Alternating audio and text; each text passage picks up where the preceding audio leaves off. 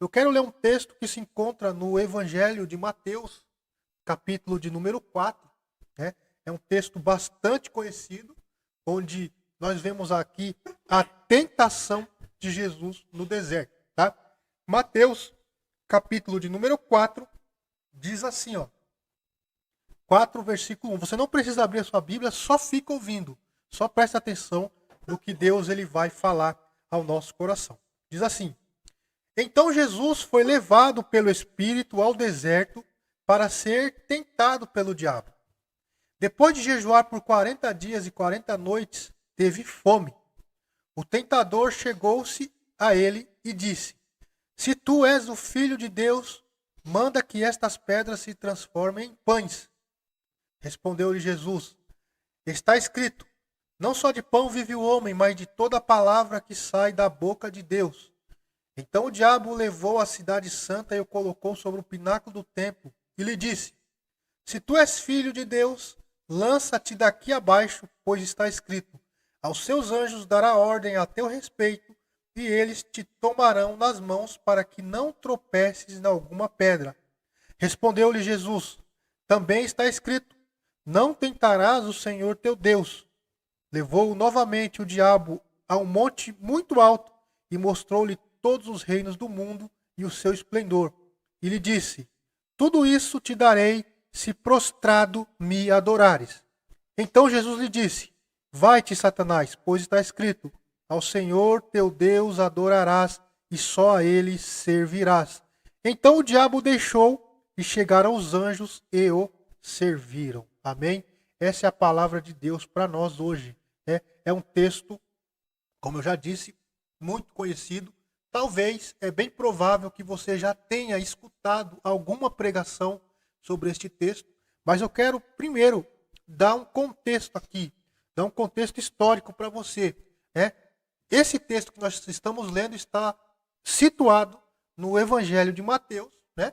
E Mateus, ele escreve, né? Mateus é um dos discípulos de Jesus, um dos 12 apóstolos, né? Que era o cobrador de impostos, que nós conhecemos bem a história, que se converte a Jesus, né?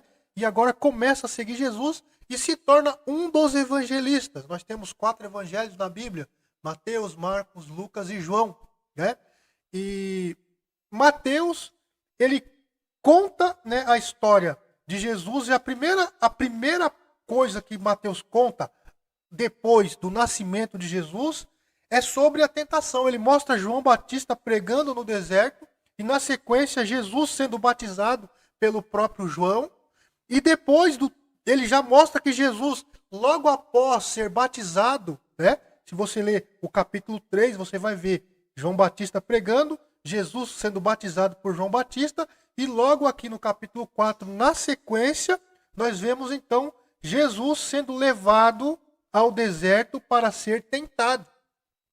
E o que eu quero começar hoje aqui?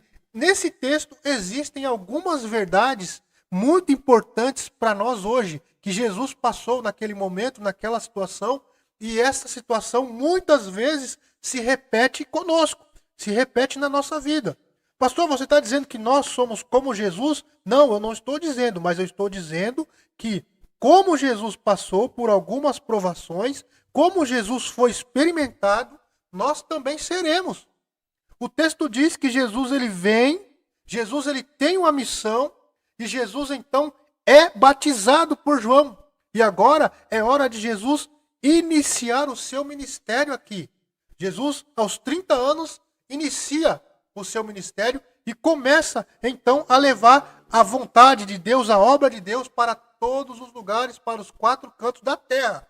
Na verdade, ali na sua circunvizinhança, porque Jesus não sai de Israel, né? Mas o interessante é que antes de Jesus iniciar de fato o seu ministério, nós vemos, a primeira coisa que nós vemos aqui é a tentação de Jesus no deserto. E a primeira lição que nós aprendemos aqui é a seguinte: é que se você tem um chamado, se você tem uma convicção de que Deus vai fazer algo na sua vida e que Deus tem algo para realizar através de você, a primeira coisa que vai acontecer com você que tem um chamado é ser levado para o deserto para ser experimentado, para ser provado. O texto diz que Jesus foi levado pelo Espírito. Muitas vezes eu já preguei aqui e já preguei em algumas igrejas que nós temos uma mania, né? E isso eu coloco para mim também. A gente tem uma mania de dizer que o inimigo se levanta contra nós.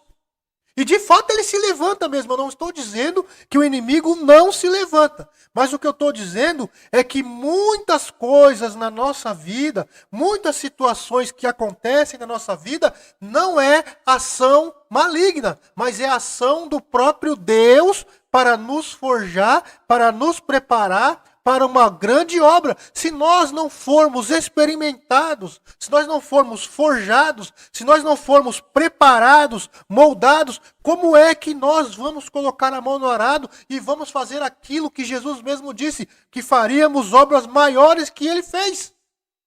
Então, a primeira coisa que eu aprendo quando eu leio esse texto, a primeira coisa que eu aprendo quando eu leio esse versículo, é que aquele que tem o chamado de Deus, ele vai ser levado ao deserto. Não há nenhum homem, nenhuma mulher de Deus que se colocou à disposição de Deus, que se colocou à disposição da obra, se colocou à disposição do evangelho, se colocou à disposição do reino, que não seja levado para o deserto. Talvez você esteja passando hoje pelo deserto. Talvez você olhe para a sua situação e diga, eu só vejo prova, eu só vejo luta, eu só vejo deserto. Então eu quero dizer uma coisa para você. Seja bem-vindo, seja bem-vinda. Você está sendo experimentado, você está sendo forjado, você está sendo tratado, você está sendo trabalhado por Deus. O texto diz, Jesus foi levado pelo Espírito. E o Espírito aqui é com letra maiúscula. É o Espírito Santo. O Espírito Santo o levou ao deserto para ser tentado, para ser experimentado. Eu estou falando do Jesus homem, que tinha um chamado. Então a primeira coisa que nós vamos aprender é que nós seremos testados, que nós seremos forjados, que nós seremos experimentados. E o apóstolo Paulo diz que depois de havermos sido provados, se não desfalecermos, receberemos a nossa vitória. Então, é preciso, é necessário que nós passemos por essa prova, que nós passemos por esse deserto, mas sempre glorificando e exaltando o nome do Senhor, porque Ele vai cuidar de nós, Ele vai cuidar de você. Jesus foi levado pelo Espírito, e aí ele é tentado pelo diabo. Mas quem é que leva? É o Espírito. Então, Deus é quem te guia. Você está sendo guiado por Deus. O inimigo ele vai se levantar contra ti, ele vai se levantar contra você, ele vai querer tentar te desvirtuar, te derrubar, porque ele sabe que Deus está tratando com você. É a história de Jó. Jó também, Deus permitiu que o diabo tentasse a vida de Jó, tocasse nos bens de Jó, mas Jó de toda forma não negou ao seu Deus. E a primeira coisa que nós aprendemos, reforçando, é que nós que fomos chamados, seremos sim levados ao deserto para ser tentado. E eu quero dizer uma coisa para você, se você não passa a prova, se você não é tentado, se você não passa por provações na sua vida, tem alguma coisa errada, meu irmão. O crente, o cristão, enquanto viver, vai ser provado, vai passar por prova, vai passar por luta. Mas a nossa diferença é que nós estamos arraizados em Cristo. A nossa fé não está firmada nas coisas que nós vemos, mas naquilo que nós cremos. E nós cremos que Deus nos chamou para uma grande obra. Jesus foi levado para ser tentado. E aí nós continuamos o texto, porque a hora não nos espera. Depois de jejuar por 40 dias e 40 noites, teve fome. Então, quando Jesus é levado para o deserto, ele sabe que vai passar por uma grande prova, Então eu estou dizendo para você que você vai passar por uma prova. Se você não vai passar, você já está passando por esta prova. E aí o que nós aprendemos é que Jesus, ele se preparou para essa prova. Jejuou e orou. O texto diz que ele jejuou por 40 dias e 40 noites. E depois de se consagrar ao Senhor, ele teve fome. O texto nos mostra que Jesus, como humano, tinha suas fraquezas. E nós também temos as nossas fraquezas, e é a hora que o inimigo ele vai se levantar para tentar nos derrubar. Ele vai usar as nossas fraquezas para nos derrubar. O diabo ele vai olhar para você, vai olhar para mim, e vai achar uma brecha, e vai achar uma fraqueza, e é ali que ele vai encontrar forças para tentar nos derrubar. Qual foi a brecha aqui? Jesus teve fome. E aí o inimigo, não achando outra coisa para acusar Jesus, usou a fome de Jesus. Qual é a tua situação hoje? Qual é a brecha hoje? Talvez a brecha seja a falta de um emprego. A brecha talvez seja hoje uma enfermidade. Talvez seja um problema familiar. O inimigo ele vai colocar dúvidas sobre isso para que você volte atrás, para que você duvide daquilo que Deus tem para você. Jesus teve fome. E aí o inimigo ele chega e diz o seguinte: se tu és filho de Deus, manda que estas pedras se transformem em pães. Então, a primeira coisa que Satanás faz é jogar na cara, é lançar na sua cara dizendo assim: Deus não está contigo nada. Porque se Deus estivesse contigo, Ele multiplicaria as tuas coisas. Ele não deixaria você passar por necessidade. Se Deus estivesse com você, o seu casamento não estaria destruído. Se Deus estivesse com você, você não estaria doente. Se Deus estivesse com você, você não estaria desempregado. É isso que o diabo vai fazer. Ele vai tentar. Mateus diz, o tentador. Tu és filho de Deus? Manda que essas pedras se transformem em pães. O inimigo, ele vai vir sutil para tentar te convencer de que Deus não está contigo, para que você não obedeça mais ao Senhor e não confie mais nos projetos de Deus. Mas quando Satanás diz isso, se tu és filho, manda que estas pedras se transformem em pães. Em outras palavras, ele está dizendo, você não é filho de Deus, ora que a coisa muda. E talvez você tenha orado e as coisas não têm mudado. Você tem pedido, e as coisas parecem que continuam iguais ou pior. E aí Satanás vai lançar a semente da dúvida dizendo, tá vendo? Deus não te ouve, você não é filho. Mas olha o que Jesus responde. A resposta de Jesus é sempre embasada na palavra de Deus. Nós precisamos estar embasados na palavra de Deus para responder à altura às astutas ciladas de Satanás. Jesus responde, está escrito, não só de pão vive o homem, mas de toda a palavra que sai da boca de Deus. Jesus rebate a tentação com a palavra. Jesus, em outras palavras, está dizendo assim, não interessa se eu estou com fome, não interessa se eu estou passando por alguma necessidade, não interessa. O que interessa é que eu vivo pela palavra de Deus. E se Deus confirmou a mim, se Deus prometeu a mim, na hora certa, na hora exata, Ele vai cumprir o seu propósito na minha vida. Eu quero dizer uma coisa para você hoje, essa tua luta, esse teu deserto, essa tua dificuldade, ele tem prazo de validade, vai terminar, mas você precisa continuar crendo na palavra daquele que te chamou. Nem só de pão vive o homem, mas de toda a palavra que sai da boca de Deus. Se Deus falou contigo, Ele vai cumprir.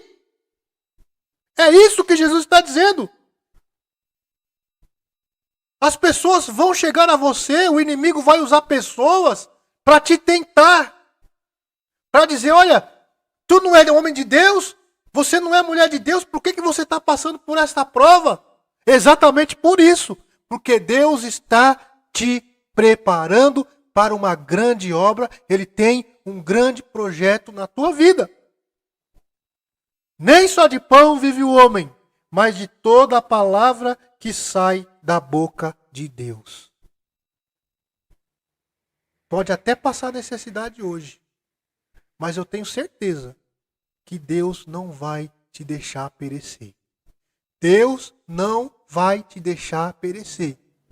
Deus, ele vai sempre te abençoar. Ele vai sempre cuidar de você. Deus, ele tem coisas grandes para fazer na tua vida. E a palavra de Deus é clara. Seja fiel no pouco, que sobre o muito eu te colocarei. A gente fala muito isso quando vai pedir oferta na igreja. Mas o texto não é sobre oferta. O texto é sobre ser fiel a Deus em todas as circunstâncias. No muito e no pouco. Porque é muito fácil a gente servir a Deus na fartura. Deus está comigo, minha despensa está cheia. Deus está comigo, eu estou com saúde. Deus está comigo, minha família está muito bem. Mas quando nós estamos passando por um momento de provação, é muito fácil também a gente dizer, Deus me abandonou. Por que que Deus me abandonou? E Jesus está dizendo, nós não vivemos só de pão. Nós vivemos pela palavra que procede da boca de Deus. Resista ao inimigo com a palavra. Continue confiando. Traga à sua memória as promessas que Deus já fez a você. Lá quando você se converteu, lá quando Deus te chamou, lembra das promessas de Deus para a sua vida? Se não se cumpriram ainda, é porque elas ainda vão se cumprir. Deus está te trabalhando em você, preparando você para esta grande obra. Segunda coisa, então, que nós aprendemos aqui. Precisamos confiar na palavra que procede da boca de Deus. Se Deus te chamou, Ele vai cumprir. Terceiro, Satanás continua. Então o diabo o levou à cidade santa e o colocou sobre o pináculo do templo e lhe disse, se tu és filho de Deus, lança-te daqui abaixo, pois está escrito, aos seus anjos dará ordem a teu respeito e eles tomarão nas mãos para que não tropeces em pedra alguma. E Jesus respondeu, também está escrito, não tentarás o Senhor teu Deus. Satanás não conseguiu pegar Jesus na fome. E aí ele leva Jesus até um alto monte e oferece uma tentação maior. Você não é filho de Deus? Pula, que Deus vai te socorrer. Deus vai enviar anjos. Pula daqui. E Jesus responde, não tentarás o Senhor teu Deus. O que é que nós aprendemos com isso? Aqui, Satanás ele está dizendo assim, ó, existe uma forma mais fácil. Pressiona Deus. Porque se você pressionar Deus, Ele vai ser obrigado a te socorrer. Eu já vi algumas pessoas dizendo isso, pregando isso. Coloque Deus contra a parede. Desafie a Deus. Porque Deus ele vai te socorrer. Ele é obrigado porque você é filho. Deus não cria filhos mimados. Deus tem tempo e hora para cumprir os propósitos dele na tua vida. Não adianta você fazer birra. Não adianta você colocar Deus contra a parede. Não adianta você questionar Deus. O que você precisa é confiar e obedecer, porque Ele vai cumprir na hora certa. Pula daqui. Você não é filho de Deus, Deus vai te socorrer. Não. Não tente o Senhor teu Deus. É o que Jesus responde. Não tentarás o Senhor teu Deus. Jesus continua rebatendo a Satanás com a palavra de Deus. O segredo, meu irmão, o segredo, minha irmã, para a tua vitória, o segredo para você ser próspero na tua vida é viver pela palavra de Deus. Não deixe que as setas malignas entrem no seu ouvido e desçam para o seu coração. Jesus rebateu firme. Não tentarás o Senhor teu Deus. E pela terceira vez, Satanás vai tentar Jesus de novo. E diz assim: levou novamente o diabo a um monte muito alto e mostrou-lhe todos os reinos do mundo e o seu esplendor. E lhe disse: tudo isso te darei se prostrado me adorares. Essa é a última tentação. Satanás agora não conseguiu convencer Jesus na primeira, não conseguiu convencer Jesus na segunda, ele vai tentar pegar Jesus na terceira. E a terceira é algo que Satanás conhece bem na humanidade. Ganância. Ele fala assim, ó, tá vendo isso aqui? Ele mostra para Jesus todos os reinos do mundo, todo o seu esplendor, e fala: eu te darei tudo isso se prostrado me adorares. Se você se prostrar e me adorar, eu te darei todo esse reino, todo esse esplendor. Você será dono de tudo isso. Sabe o que nós aprendemos aqui? É que Satanás, ele vai colocar pratos, presta atenção, pratos que aos nossos olhos são bênçãos. Coisas que aos nossos olhos são coisas que vão mudar a nossa vida. Mas Deus, ele tem coisa melhor e coisa maior para você. Não aceite aquilo que Satanás está tentando te entregar. É aquele jeitinho fácil. Olha, eu vou te dar tudo isso se você fizer isso. É a barganha. Não busque um atalho. Deus, ele te chamou. Deus, ele tem um projeto. Deus, ele tem um propósito para realizar na tua vida. E Deus não usa atalhos. Não, dá um jeitinho aqui, ó. Você está passando por necessidade, ó. Eu tenho um jeitinho ali, vai lá, faz aquele esquema lá que você consegue. Eu te darei tudo isso se prostrado me adorares. Troque a glória de Deus pela glória do mundo. Aqui Satanás é claro com Jesus e diz, ó, se você me adorar, se você parar de obedecer o Pai, eu te darei todas as riquezas do mundo. Sabe por que Satanás oferece isso para Jesus? Porque Jesus já tinha isso como promessa do Pai para ele. O Pai já iria entregar a Jesus tudo, todas as riquezas. Ele seria o rei dos reis. Então, não tem lógica Satanás oferecer isso. Mas por que Satanás oferece? Porque Satanás, ele está querendo dizer para Jesus assim, ó, existe um atalho. Para que Deus cumpra o propósito em você, você precisa obedecer a Ele. Você precisa ir à cruz. Você precisa morrer. Você precisa se sacrificar. Mas olha, por mim você não precisa. É só me adorar que eu te dou tudo.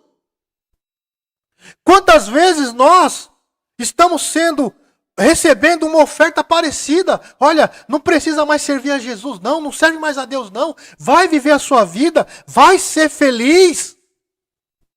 Você não precisa passar por esse sofrimento. Você não precisa passar por essa prova. Olha, vai viver sua vida. Você hoje não precisa se prostrar e adorar Satanás, não. É simplesmente virar as costas para Deus e viver a sua vida. Muitas vezes nós estamos nesta posição. Eu vou abandonar tudo, eu vou largar tudo. Sabe por quê? Porque parece que Deus se esqueceu de mim. E se Deus se esqueceu de mim, o mundo lá fora tem algo muito melhor e muito mais belo para me entregar. Quantos jovens, quantas pessoas nós temos visto se acabar no mundo das drogas, do álcool, da prostituição, da bebedice, porque o mundo ofereceu coisas que aos olhos dele pareciam bonitos. A palavra de Deus diz que há caminhos que parecem belos, mas o final é morte, o final é perdição. Então Deus está olhando para você hoje e está mandando eu te dizer o seguinte: volte enquanto é tempo. Se você ouviu a tentação do inimigo e desistiu da caminhada, Volte enquanto é tempo, enquanto há vida, há esperança. Jesus está dizendo para você, Deus está dizendo para você, eu ainda tenho planos, eu ainda tenho projetos, mas você precisa abrir os teus olhos e voltar e me obedecer e fazer a minha vontade, para que a minha vontade seja perfeita, seja plena na tua vida. Volte. Não aceite. Não deixe o inimigo acabar com a sua vida. Jesus, ele resistiu às investidas de Satanás com a palavra. E o mais interessante é que, quando ele fala, voltando lá no primeiro, quando ele fala para Jesus transformar as pedras em pães, ele está mostrando que o que muitas igrejas... Olha, isso que eu vou falar talvez seja até polêmico. Mas ele está dizendo assim, você precisa ver um milagre.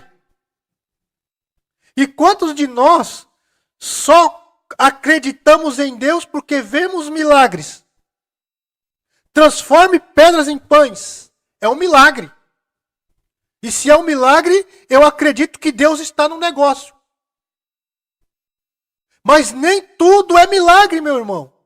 Porque o reino de Deus, a qual Jesus estava inserido, ele ultrapassa a fronteira, a barreira carismática, a barreira do milagre. Porque aquele que vive para o reino de Deus, já vive o milagre. E o milagre não está em transformar pedras em pães. O milagre não está em você orar e aparecer a comida. O milagre não está em você orar e o enfermo ser curado. Eu estou dizendo que isso pode acontecer. Pode. Mas nossa fé e a nossa esperança não pode ser depositada nisso. A nossa fé e a nossa esperança, ela precisa estar depositada na vontade de Deus. Então, quando você for orar, ore pedindo, Pai, que a tua vontade seja feita. Qual é o modelo de oração que a Bíblia nos ensina? O Pai Nosso. E o Pai Nosso diz assim, seja feita a sua vontade aqui na terra, como ela é feita no céu. Ou seja, não é a minha vontade que vai prevalecer. Eu quero que as pedras se transformem em pães. Eu quero que a minha conta bancária lá, quando eu for lá pôr o cartão, tenha 1 milhão. Eu quero. Mas isso é a vontade de Deus? Não. A vontade de Deus é que nós vivamos para Ele, por Ele e por meio dEle, e que os milagres, aí sim, aconteçam de maneira simples, no dia a dia. Deus vai cuidando, Deus vai mostrando o seu cuidado em cada detalhe da nossa vida. É no pão que não faltou, é no irmão que chega para te abençoar, é nas pessoas que estão ao nosso redor, não é no milagre extraordinário. Jesus diz assim, ó, não só de pão vive o homem, nós não vivemos de milagre, nós vivemos da palavra de Deus, e eu sou o milagre. Você é o milagre. Então, que nós possamos crer, que nós possamos confiar naquele que nos chamou. Jesus tinha plena convicção. Jesus sabia de onde ele veio e para onde ele ia. Jesus sabia do seu chamado. Eu quero reforçar para você hoje, nesta manhã. Deus, ele tem um projeto. Deus, ele tem um propósito. Deus, ele quer mudar a tua vida, ele quer mudar a tua história. Mas ele está dizendo para você hoje, confia. Confia em mim. Deixa eu fazer. Para de duvidar. Porque aquilo que Deus tem para você é coisa extraordinária. Você será um instrumento usado nas mãos de Deus. Mas para que isso aconteça, você está sendo forjado. Lá na frente, você vai olhar para trás e dizer assim, valeu a pena passar pela prova. Valeu a pena passar pelo deserto. Foi Deus que me levou ao deserto para ser provado e para ser aprovado. E no final, nós vamos receber a coroa da vitória em nome de Jesus. Essa é a palavra de Deus para mim e para você nesta manhã. Eu espero que Deus tenha falado com você. Hoje é sexta-feira. Guarde esta palavra no seu coração. Você vai ser provado. Você vai ser tentado. Mas a tua vitória depende da tua posição em Cristo Jesus. Não ceda às tentações malignas. E quando eu falo de ceder, eu não estou falando de cair em pecado, porque a gente tem essa coisa. Às vezes são coisas pequenininhas que nós cedemos. Abre mão aqui, abre mão ali. Não abra mão do teu chamado. Porque um abismo chama outro abismo. Não deixe que Satanás entre no seu coração e roube o teu desejo, a tua alegria de servi-lo. Porque Deus ainda tem planos de bênção para a tua vida. Lá no livro de Jeremias ele fala: eu é que sei os planos que tenho por meio de vós.